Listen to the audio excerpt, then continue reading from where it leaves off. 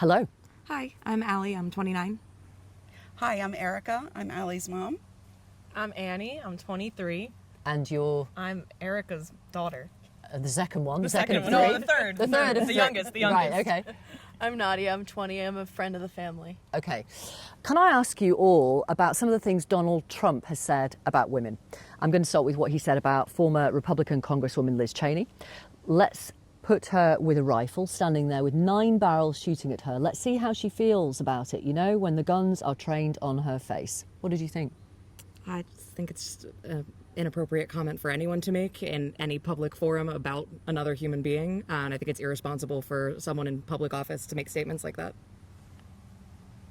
I tend to question the mainstream media, so I need more confirmation than just what they put out.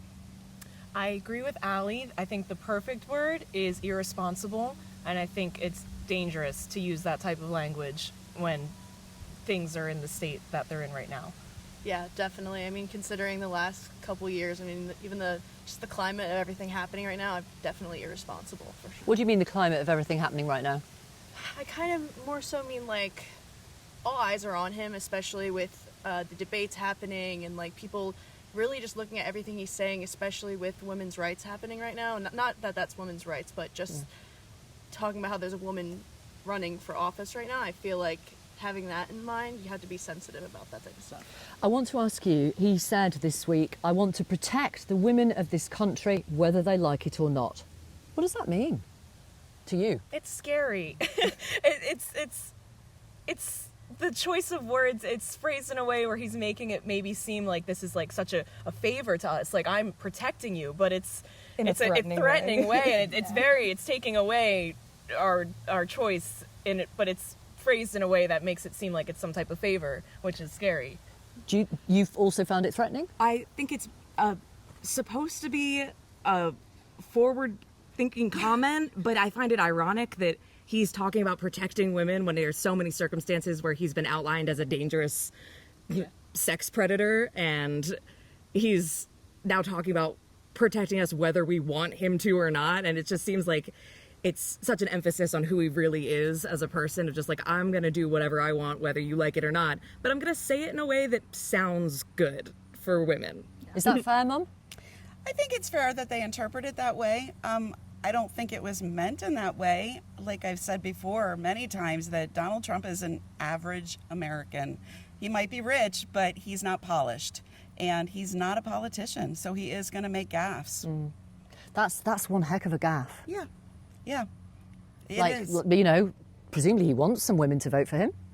Yeah, I think he does want women to vote for him. And I think women who are a little more critical thinking can see that he doesn't necessarily speak the way people are used to politicians speaking. It's probably because he's not a politician. He's not qualified to be president. Okay, but does that mean you're saying about your daughters and your daughter's friend that they haven't got enough critical thinking to see that? No, I think that they watch the mainstream media, and I think that because their father has a lot of influence and they discuss these things. And he's a Republican who's voting for Harris this time. Correct. And I mean, it's fair. There's a lot of people that I know that feel this way. But when we sit and have conversations where I can present to them what I see coming from, non-mainstream media sources that show him as a more human being and less as a monster that's making gaffes, I think that there's dialogue to be had, that he isn't as evil and horrible as the media portrays him to be. And these are instances where he is making statements that are interpreted incorrectly, and the media will pounce on them. So are you really gullible and you just Apparently. suck it? I mean, I could see you raising your eyebrows as your mum was saying that. Are you just kind of sucked in by mainstream media? No, I don't have social media. I don't have any of that. I got my subscriptions to the New York Times. Maybe that makes me gullible, But I don't know. It's very funny. It was actually my mother who said, "Do not. What is the saying? You believe none of what you hear and half of what you see." So I just think I would hope that she carries that too, and I try to be very critical in what I'm believing and internalizing. So I don't think I'm gullible. I don't think my sisters or my friends are gullible either. And I don't think people voting for Harris are gullible. Do you think you're gullible? No, I mean, all of us are shaped by what we hear and everything, obviously, but I feel like right now I'm in college and I'm learning a lot about analysis right now and like learning how to fact check stuff. And so one of the most critical things we're talking about in class right now is definitely the election, and we talk a lot about like how to look at news sources and like what's reliable, what we're looking at, and like honestly just being able to trust the quotes that we hear and claims, like learning how and seeing where that comes from. I feel like having that right now and learning that, especially in college right now, it's definitely important. Okay. And I feel like that helps me with the sake of being gullible. Okay. In terms of fact checking, has Kamala Harris lied at all, do you think, during the last few months? I couldn't say. I honestly don't know. Okay. Do you think she lied about Joe Biden's mental acuity? I think everyone was lying about Joe Biden's mental acuity. He's an old Including- man. He's an old man. Including the vice president? I think she probably was trying to protect the American people from seeing the state that he was in. And So it's okay to lie, if that's what she did. I'm not sure if I would qualify it as a lie. She kept saying he was fine and that if you could see him in the Oval Office, in meetings. Yeah, I mean, he was a functioning adult. I mean, he wasn't in disarray or like poor health, but he definitely was senile. So, Okay, I've got one final question, two final questions for all of you, if I may. What does a Donald Trump presidency mean for women, in your view? I think we're looking at a future where women's rights continuously are stripped more and more. I think that a Donald Trump presidency for women would mean, at the very least, a dialogue opened up where people who don't agree with his policies will have a voice and be able to find a happy medium. I think that there's a little bit more open-mindedness coming from that side of the camp. So I'm not afraid of it.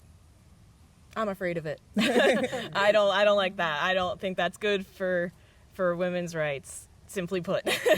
Yeah, it just like makes me scared for like just my friends and like my family and such for women, just because Younger it's, like, generations, yeah, my daughters, definitely, yeah. like My my younger nieces. sisters. Yeah, I have 2 young daughters, and I'm thinking about the future of America and this upcoming election and what could potentially spiral. I think my parents both agree, I think we all agree, that no matter what happens in this election, things are going to be different going forward, and we're reaching, I guess, a point at almost like the end of a civilization. They say a civilization can last 250 years, and our country's been established for almost 250 years, and I think we may be on the verge of some sort of American Revolution. rebirth or revolution of some sorts, where Whatever that may look like. whatever that may look like. Donald Trump's got daughters. He doesn't want to make their lives hell. I don't- Why would he want to make your daughters' lives hell? I don't think his daughters count. I don't think when it comes to the upper classes, and I don't think they ever really have to worry about their daughters. They'll always find a way to provide for their daughters. It's middle America and the lower classes that have to worry about how they're going to provide for their children. What would a Kamala Harris presidency mean for women in this country?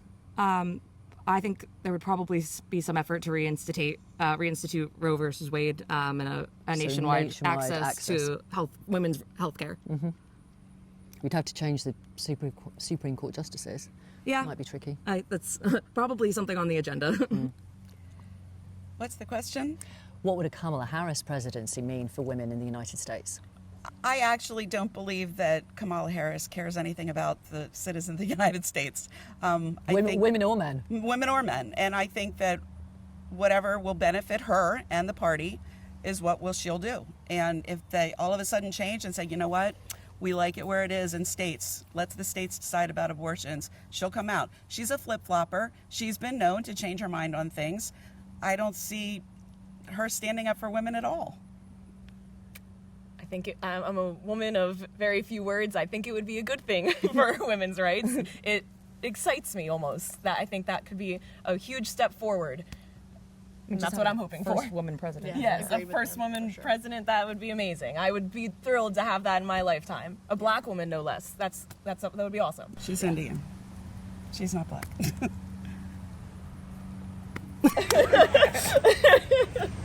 Thank you very much. Thank you all. We really appreciate it. Ali, Erica, Annie, Nadia. Thank you. Thank you. Thank you.